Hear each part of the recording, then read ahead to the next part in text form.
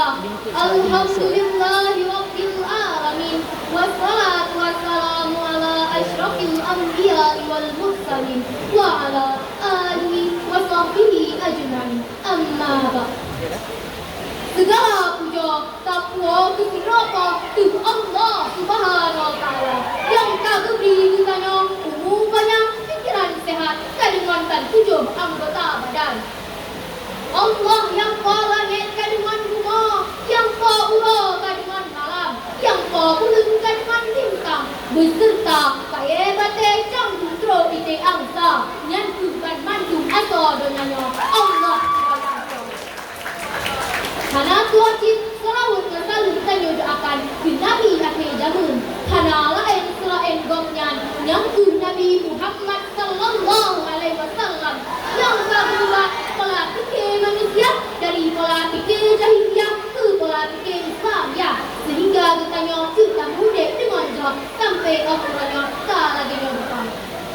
Hana tuacip selawat selalu kita doakan sebab Bandung saudara dan Bandung sahabat Nabi yang kebantu perjuangan Nabi yang rela anu putu yatim rumah putu janda demi tegang kalimat la ilaha illallah di atas rumah yang mulianya.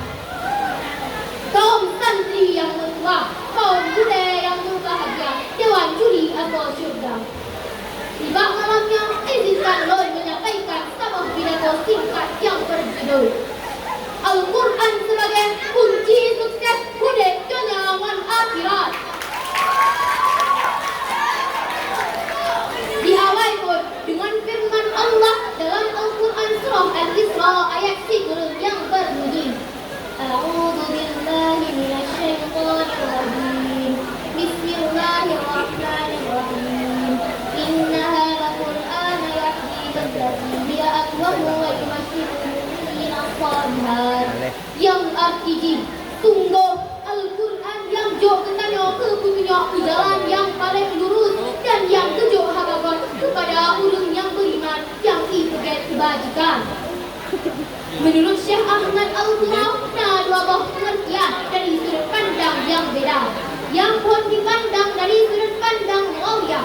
Al-Quran itu jam'un yang artinya himpunan. Naku himpunan lah mandu kitab, himpunan mandu masalah yang dalam rumahnya mandu himpun dalam Al-Quran. Dari pun ketengah tebing dari tanah hingga ketengah tamang dalam tanah bantu masalah jina dalam Al-Quran. Tetapi ketengah jina oleh Al-Quran yang cukup pegangan. Tetapi nak tidak jauh gepeng. Yang tu HP dengan HP ketengah hancur. HP tanya tapi kamu pakai mak ya. Wahai kakak-kakak mandum, Allah kalau begitu ingat tiba ditanya untuk sabe tak ingat Al-Quran. Al-Quran sempurna tiba ditanya hablu minallah wa hablu minan nas. Menancit korupsi dan terorisme yang juga PJO dalam nangro bertanya tem jadikan Al-Quran sebagai pedoman hidup dunia dan akhirat yang kau yang hak dan yang kau yang batil. Nah, menyona pihak-pihak yang berkata bahawa hukum undang-undang nangro hukum yang dalam Al-Quran yang melanggar dengan hak asasi manusia. Tetapi benar itu hadirin, menyona kampanye hitam putih dari pihak-pihak yang rencana penghancur Islam, yang benci kepada Islam, yang gemuk perandakan mengobrak-abrik Islam sehingga Islam tak terhapus dalam alam semestanya.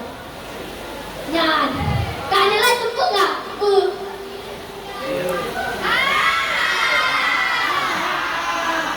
Yang bergaji, yang Zionisnya kau, nyaku Amerika yang undur, yaitu Israel.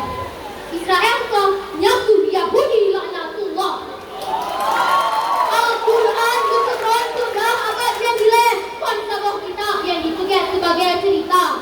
Al-Quran keseluruhan sudah abad yang dileh konsabah kita yang dipegang sebagai hiasan pustaka yang dipuduk dalam lemari kaca.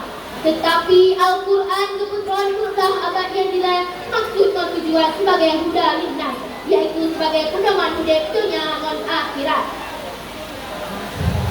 Maka menyona dalam sabang bangsa, pemimpin dan rakyat memandung kepujian Al-Quran sebagai pedoman hidup, insya Allah bangsa bertanya akan sejahtera. Tetapi hadirin, realita jamu Cina sayang berikan sayang. Putih kagak balik tidak hitam. Hukum-hukum yang na dalam Al-Quran kah digantung, kah disingkirkan dengan hukum-hukum nang rong. Hukum hasil investigasi manusiawi terbukti jin. Misal jin nak untuk sidang hadis karena hakim sembahyang.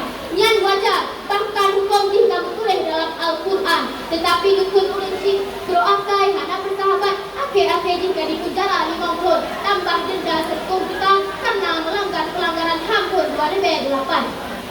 Lun menyogehnya anak menjadi jomblo atau untuk anak-anak ini pakai ulun jin menjadi untuk anak-anak ini pakai ulun jin rumah. Untuk anak-anak ini kita mau ulun jin dalam neraka. Menjadi jomblo mantap hati. Maka hadirin, hana salah Al-Quran sebagai lampu penerang hati dalam menempusi kaliku perjuangan yang panjang membentang. Laksanakan benteng yang kokoh dalam menghadapi tipuan godaan syaitan. Seolah-olah sebuah perahu di saat kita nyok terombang-ambing dalam laut. Sebuah tempat kita nyok pion ketika kenong mata orang Juga sebuah payung di saat kita nyok kenong hujung. Dengan uraian dia tu, kita cocok kesimpulan. Yang kedua, Al-Quran pernah dibagi yang hablum minallah wa hablum minannas. Yang kedua, Al-Quran sebagai pedoman hidup dunia dan akhirat. Mungkin hanya Ednan yang dapat menyampaikan sebagai guru pemakai hak. Sebelum menutup, izinkanlah menyampaikan sebuah kata yang darah Aceh